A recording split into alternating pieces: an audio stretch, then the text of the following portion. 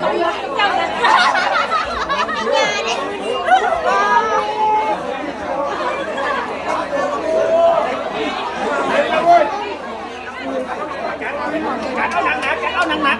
จเย็นถามชื่อเจ้าบ่าวกันดิ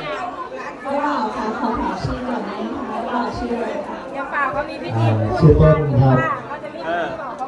เป็นเจ้าบ่าวก็จะมีต้องมาสอบสารร่างกายแล้วก็จะแก้เจ้าบ่าวเบาๆก่อนเจ้าบ่าวขอแค่สิสวนกันคือตีนย่าบ่าวกระโดดตบดีกว่าค่ะกระโดดตบจากคุณครูค่ะขอเสียงค่ะไม่หรอคนหน้า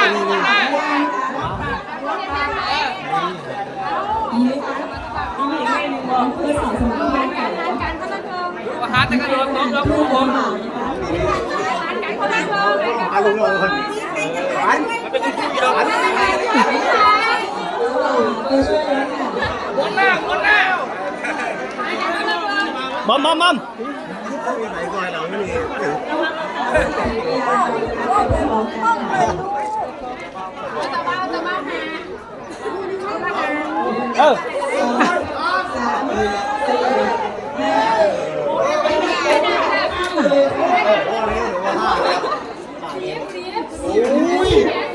กิ้วว่าหา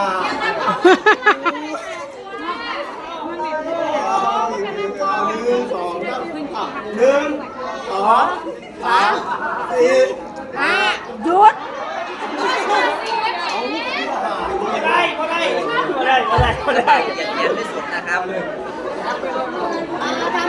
ให้ผ่านไหมให้ผ่านไหมนี่ให้ผ่านไหม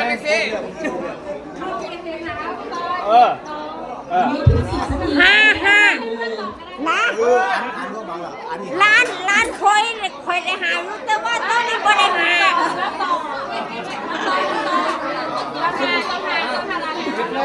นั่นมาแต่คลิปด้วย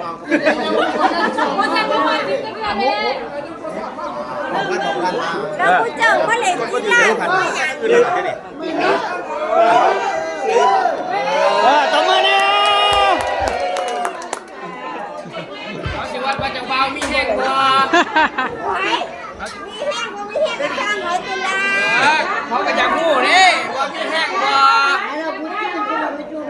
ดูแลลูกเขาได้บ่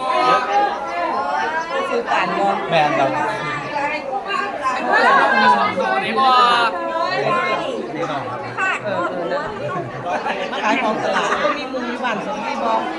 แต่ก่อน บังครับ อยู่ที่ต้นใต้ เฮ้ยมองมันให้คนอยู่ในใต้ผมได้ยินคนหนึ่งมองผมยังอยู่ทุกคนอยู่คนละสีกันไม่ใช่ยัง เงียบไรไม่นะไปกันต่อเลยเอา